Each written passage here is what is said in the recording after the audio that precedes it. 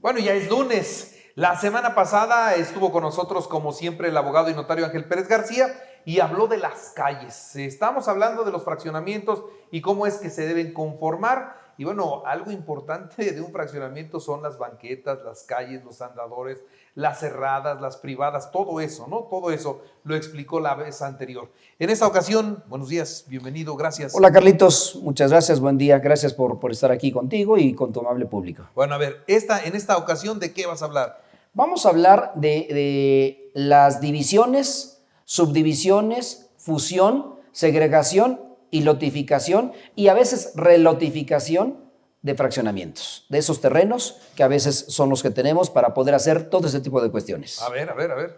Bueno, recuerden algo que es importante, que estamos viendo la ley que regula los fraccionamientos y acciones urbanísticas en nuestro estado de Puebla. Y dentro de esta ley existe un capítulo importante que como ciudadanos debemos de cumplir.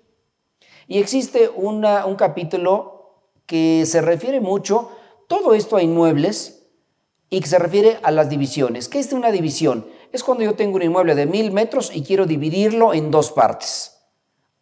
¿Puedo ser yo el único propietario o puede haber dos propietarios? Mi papá, mi mamá me dejaron como herencia, nos dejaron como herencia a dos hermanos y somos dueños los dos hermanos en un 50% cada uno. ¿Qué tengo que hacer para poder separarme? Primero, me dejaron una copropiedad, pero eso lo veremos un poco más adelante, que es la copropiedad. Hoy estamos hablando de que mi hermano y yo somos dueños de un terreno de 1000 metros y lo que queremos hacer es dividir nuestro terreno, porque somos copropietarios en un 50%. Entonces, ¿qué tenemos que hacer? Tenemos que dividir ese terreno y hacer nuestras escrituras ante notario, porque adquirimos por herencia un solo bien inmueble, una sola escritura, una sola boleta predial, pero somos dos propietarios. ¿Qué tenemos que hacer en ese sentido? Solicitar nuestra división de copropiedad. Y esa división es separar la propiedad, dividirla en dos partes iguales, porque así nos dejaron como herederos y somos dos propietarios de ese inmueble. Por tal motivo vamos a hacer dos escrituras, una de 500 metros y otra de 500 metros. Recuerden, siempre y cuando el plan de desarrollo urbano me lo permita. No necesariamente es que yo lo quiero a fuerza dividir el terreno y resulta que el plan de desarrollo urbano no me lo permite. A lo mejor 1000 metros es mucho terreno, pero sí es posible. Es la división de un inmueble. Después viene la subdivisión. Ya nos separamos, mi hermano y yo, de 500 metros cada uno. Ahora yo quiero subdividir mi terreno. Ya lo dividí. Ahora quiero subdividirlo en tres partes porque resulta que tengo 3 descendientes y entonces ahora quiero dividirlo en 3 partes. Y quiero subdividirlo los 500 metros en 3 fracciones exactamente iguales de 166.66 metros. Esa es una subdivisión. Primero vimos la división, hoy vemos que subdivido esa división que hice. Porque tengo 3 personas como herederos o quiero vender 3 lotes de terreno. Y entonces mi terreno dividido lo subdivido. ¿Es posible? Si el ayuntamiento me lo permite, lo voy a hacer. Todos estos trámites de división de copropiedad, la división del terreno y la subdivisión tiene que hacerse ante notario y en escritura pública. Resulta que también viene el otro punto que es la fusión de predios. ¿Qué es la fusión de predios? Es la unión de dos terrenos colindantes. Soy dueño de un terreno y soy de otro terreno con diferentes épocas que los adquirí y los quiero unir. La fusión es la unión de esos dos terrenos. Pero también se puede fusionar ese terreno con alguien que colinda conmigo, alguien que tiene 1000 metros y yo tengo 500 metros. ¿Puedo unirlo? Hace muchos años decían que no era posible. Sí es posible fusionar. Y queremos hacer un fraccionamiento. O tengo 5000 metros y el otro tiene 10,000 metros. Queremos fusionar nuestros terrenos. Yo no soy el dueño más que de 5000 y Carlitos es dueño de 10,000 metros. ¿Podemos unirlos? Pues claro que es posible unirlos. Vamos a unir 10,000 y 5000 que van a ser 15,000 metros. ¿De cuánto voy a ser copropietario? Nos convertimos en copropietarios.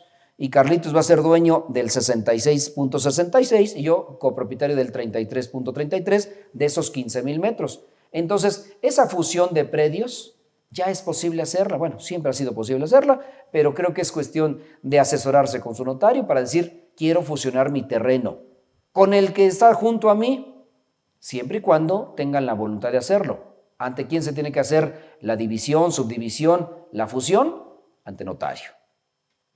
Ahora, ya somos dueños de 15,000 metros, Carlitos y yo, en copropiedad, pero solo queremos vender 500 metros. ¿Qué significa ese terreno? Vamos a segregar, no a dividir. Es una segregación, quitarle un pedacito del terreno mayor, quitárselo para hacer una unidad totalmente independiente. Es segregarle, quitarle, que no es lo mismo que dividir, es aquí una segregación. Pero también en este mismo ejemplo que seguíamos de los 15,000, 5,000 y 10,000, que son 15,000 metros ya fusionados, queremos lotificar nuestro terreno y queremos hacer esa lotificación. Y aquí es cuando es algo bien importante. ¿Cuándo es una lotificación y cuándo son segregaciones y división? De acuerdo a la ley de fraccionamientos, cuando hay más de 10 fracciones en las cuales yo pueda dividir mi terreno o lotificar, se considera ya un fraccionamiento, de acuerdo a la ley de fraccionamientos. Entonces, si divido hasta 10, es decir, yo soy somos dueños de copropietarios de 15,000 metros y queremos dividir en 10 lotes, no es un fraccionamiento, es una división. Tú le puedes donar a tus hijos la parte que te corresponde, yo la parte que me corresponde, y entonces no es un fraccionamiento.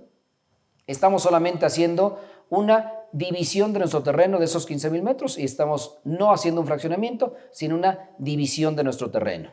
Ya vimos entonces división, subdivisión, fusiones, segregaciones, quitarle un pedacito del terreno, y la lotificación.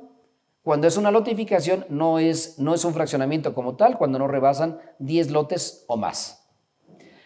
Pero en algunas ocasiones de esa lotificación que ya hicimos, dejamos un lote un poquito mayor y hacemos en ese fraccionamiento una relotificación. Es decir, en 10,000 metros podemos dividir 10 lotes, 9 lotes de 10 lotes de 1,000 metros, son 10,000. Y dejamos un lote mayor de 5,000 metros.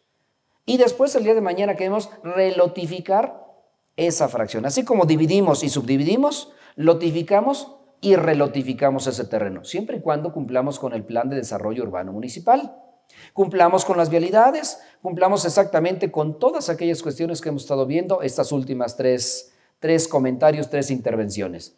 Entonces creo que es importante ver cuándo es una división, cuándo es una subdivisión, cuándo es una fusión de predios. Y fusión no necesariamente tiene que ser los 2 predios de mi propiedad, puede ser un tercero. Claro, si tengo 1,000 metros de un terreno y 1,000 metros de otro colindando entre sí, por supuesto que puedo fusionarlas. ¿Que tengo que solicitar claves catastrales? ¿Que tengo que solicitar el permiso ante el ayuntamiento? Claro, lo tengo que hacer, pero es posible llevarlo a cabo. Entonces, hoy vimos de manera rápida qué son las divisiones, la subdivisión, la fusión, la segregación, la lotificación y la relotificación sobre ese mismo fraccionamiento, sobre ese mismo lote.